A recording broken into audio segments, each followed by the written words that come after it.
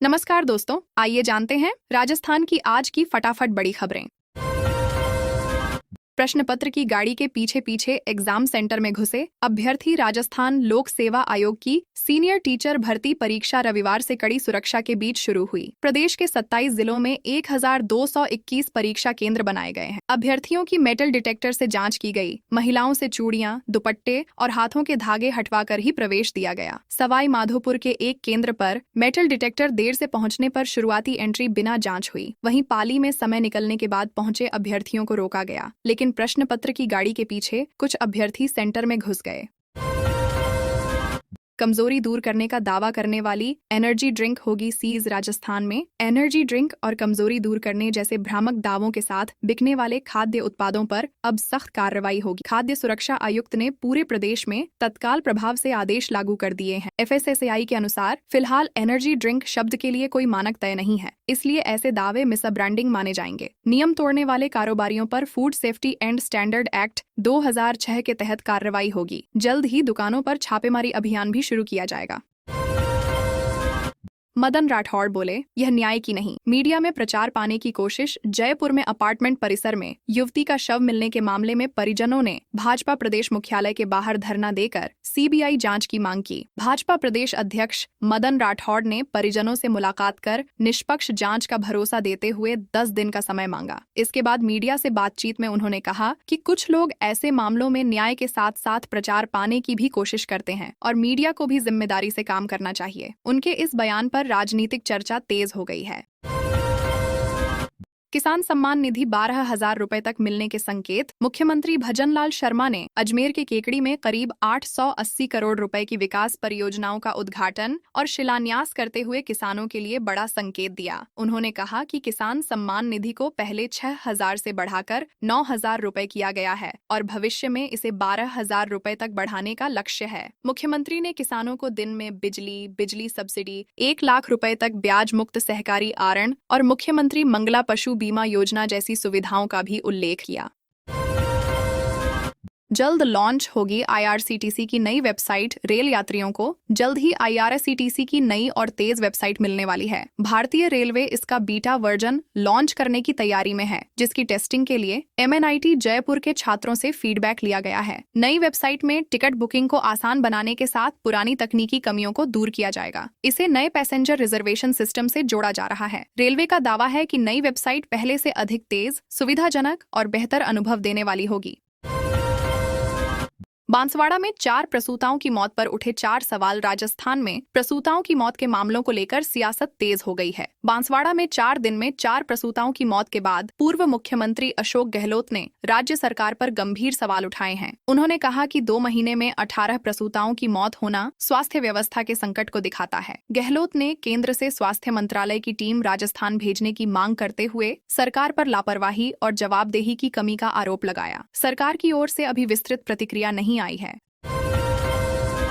राजस्थान में कमजोर पड़ा मानसून। राजस्थान में मानसून फिलहाल कमजोर पड़ गया है, जिससे खरीफ की बुआई प्रभावित हुई है। मौसम विभाग ने श्रीगंगानगर, हनुमानगढ़, चूरू, अलवर, भरतपुर और धौलपुर समेत कई जिलों में हल्की बारिश और 30 से 40 किलोमीटर प्रति घंटे की रफ्तार से तेज हवा चलने की संभावना जताई है। पिछले 24 घंटे में अलवर, श्रीगंगानगर और चूरू में सबसे अधिक बारिश दर्ज हुई। विभाग का अनुमान है कि 15 जुलाई से मानसून फिर सक्रिय होगा। इस समय प्रदेश के 34 जिले बुआई में पिछड़ गए हैं।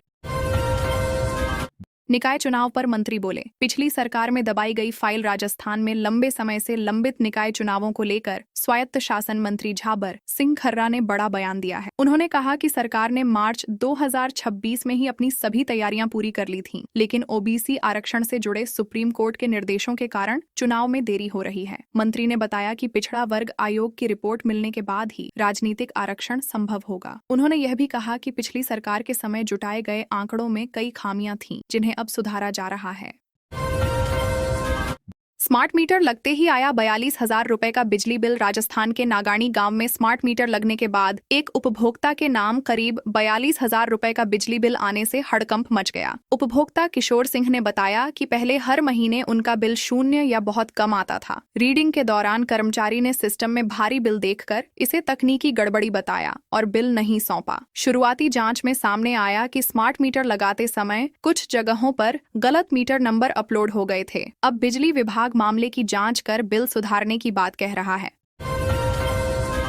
सांसद हनुमान बेनीवाल को हाई कोर्ट से राहत। राजस्थान हाई कोर्ट ने आरएलपी प्रमुख और नागौर सांसद हनुमान बेनीवाल को बड़ी राहत देते हुए उनके खिलाफ दर्ज एफआईआर में अगली सुनवाई तक किसी भी तरह की कार्रवाई पर रोक लगा दी है। जस्टिस फरजंद अली की एकल पीठ ने राज्य सरकार से जवाब भी मांगा है। बेनीवाल ने पादू कलां थाने में दर्ज एफआईआर को चुनौती दी थी। यह मामला भारतीय न्याय संहिता और राष्ट्रीय राजमार्ग अधिनियम की विभिन्न धाराओं के तहत दर्ज हुआ था। अब अगली सुनवाई तक पुलिस उनके खिलाफ कोई कार्रवाई नहीं कर सकेगी।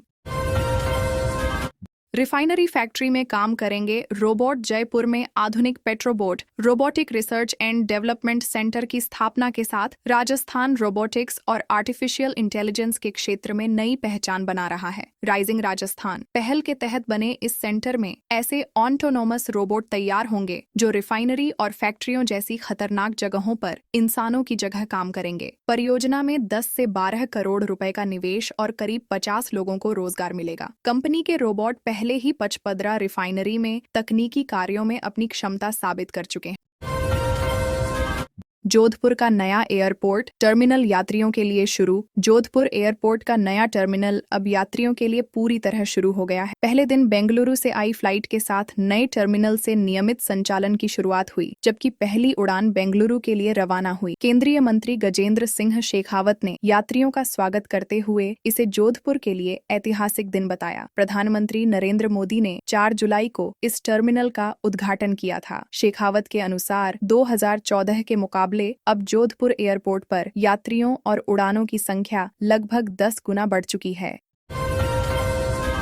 राजस्थान की रामजल सेतु लिंक परियोजना में तेजी। मुख्यमंत्री भजनलाल शर्मा ने रामजल सेतु लिंक परियोजना की समीक्षा करते हुए अधिकारियों को सभी कार्य तेजी और गुणवत्ता के साथ पूरा करने के निर्देश दिए हैं। उन्होंने कहा कि यह परियोजना पूर्वी राजस्थान के जल संकट का स्थायी समाधान बनेगी और लाखों लोगों को पेयजल, सिंचाई तथा उद्योगों के लिए पर्याप्त पानी उपलब्ध कराएगी। मुख्यमंत्री ने कहा कि प्रधानमंत्री नरेंद्र मोदी के मार्गदर्शन में आगे बढ़ रही यह परियोजना केवल जल आपूर्ति तक सीमित नहीं रहेगी, बल्कि क्षेत्र के सामाजिक, आर्थिक और औद्योगिक विकास की मजबूत आधारशिला भी बनेगी।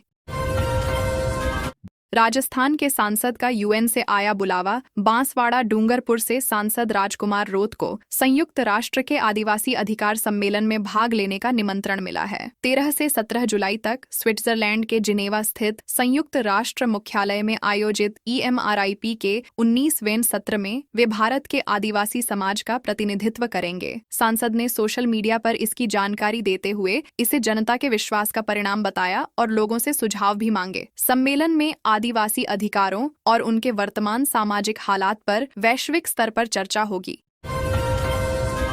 प्रेमिका को फोन करने पर युवक को गोली मारी। अलवर में पेट्रोल पंप पर सेल्समैन को गोली मारने के मामले में पुलिस ने 1 घंटे के भीतर आरोपी को गिरफ्तार कर लिया। शुरुआत में मामला पैसों के विवाद का लगा, लेकिन जांच में प्रेम प्रसंग वजह निकला। पुलिस के अनुसार घायल सेल्समैन आरोपी की प्रेमिका को बार बार फोन करता था। इसी से नाराज होकर आरोपी ने साजिश रची। पेट्रोल भरवाने के बाद पैसे देने से इनकार किया और कट्टा निकालकर सेल्समैन को गोली मार दी। पूरी वारदात सीसीटीवी में कैद हो गई, जिसके आधार पर आरोपी को पकड़ लिया गया। नागौर मंडी में जीरा 22,300 रुपए प्रति क्विंटल तक पहुंचा। नागौर कृषि उपज मंडी में जीरे के दाम लगातार मजबूत बने हुए हैं। मंडी में जीरा अधिकतम 22,300 रुपए प्रति क्विंटल तक बिका, जबकि न्यूनतम भाव 17,000 रुपए दर्ज किया गया। सौंफ और इसबगोल में भी अच्छी खरीदारी देखने को मिली। वहीं ग्वार, चना, मूंग, ज्वार और तारामीरा के भाव लगभग स्थिर रहे। व्यापारियों के अनुसार मसाला फसलों की मांग बनी रहने से जीरा, सौंफ और इसबगोल के दामों में मजबूती का रुख फिलहाल कायम रहने की संभावना है। जयपुर में 3000 करोड़ के मेगा प्रोजेक्ट ने पकड़ी रफ्तार। जयपुर की बहुप्रतीक्षित रिंग रोड परियोजना अब अंतिम चरण में पहुंच गई है। अदालतों में लंबित मामले और भूमि अधिग्रहण से जुड़े विवाद सुलझने के बाद निर्माण कार्य तेज हो गया है। करीब 3000 करोड़ रुपए की इस परियोजना के पूरा होने पर दिल्ली हाईवे से अजमेर, अहमदाबाद और मुंबई जाने वाले वाहनों को जयपुर शहर में प्रवेश नहीं करना पड़ेगा। दक्षिणी रिंग रोड 47 किलोमीटर लंबी है, जबकि उत्तरी हिस्सा करीब 99 किलोमीटर का होगा। यह मार्ग जयपुर जिले की 10 तहसीलों के लगभग 150 गांवों से होकर गुजरेगा। राजस्थान में सोमवार से नहीं चलेंगे ट्रक। परिवहन विभाग और ट्रांसपोर्टर आमने सामने। राजस्थान में ट्रांसपोर्टरों ने सोमवार से चक्का जाम का ऐलान किया है, जिससे माल परिवहन और सप्लाई चेन पर बड़ा असर पड़ सकता है। जयपुर से रोजाना करीब 3000 ट्रक विभिन्न राज्यों के लिए रवाना होते हैं। हड़ताल लंबी चली तो फल, सब्जियां, किराना, दवाइयां, दूध, ऑटोमोबाइल पार्ट्स और निर्माण सामग्री की आपूर्ति प्रभावित हो सकती है। ट्रांसपोर्टर VLTD यानी वाहन लोकेशन ट्रैकिंग डिवाइस को लेकर विरोध जता रहे हैं। यह GPS आधारित सिस्टम वाहनों की रियल टाइम निगरानी के लिए अनिवार्य किया गया है। 31 जुलाई को रिटायर होंगे मुख्य सचिव। राजस्थान के मुख्य सचिव श्रीनिवास 31 जुलाई को सेवानिवृत्त होने जा रहे हैं। इसके साथ ही प्रदेश की ब्यूरोक्रेसी में नए मुख्य सचिव की नियुक्ति या मौजूदा अधिकारी को सेवा विस्तार मिलने को लेकर चर्चाएं तेज हो गई हैं। वरिष्ठता के आधार पर कई 1993 बैच के IAS अधिकारी इस पद की दौड़ में बताए जा रहे हैं। यदि श्रीनिवास को एक्सटेंशन नहीं मिला तो भाजपा सरकार के कार्यकाल में प्रदेश को तीसरा मुख्य सचिव मिलेगा। फिलहाल प्रशासनिक गलियारों में इस नियुक्ति को लेकर हलचल बनी हुई है।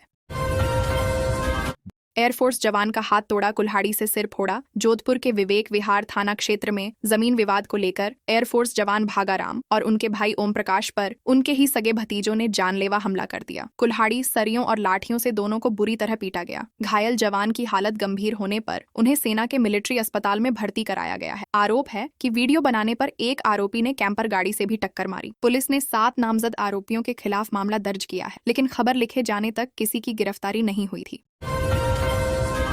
सिरोही में 2 ट्रेलर की भिड़ंत के बाद लगी आग। सिरोही जिले के कांडला हाईवे पर 2 ट्रेलरों की आमने सामने टक्कर के बाद भीषण आग लग गई। हादसे में एक ट्रेलर चालक जिंदा जल गया, जबकि दोनों वाहन पूरी तरह जलकर खाक हो गए। आग इतनी तेज थी कि ट्रेलरों के टायर लगातार फटते रहे और हाईवे पर अफरा तफरी मच गई। दमकल की टीम ने काफी मशक्कत के बाद आग पर काबू पाया। हादसे के कारण हाईवे के दोनों ओर लंबा जाम लग गया। पुलिस मामले की जांच में जुटी हुई है।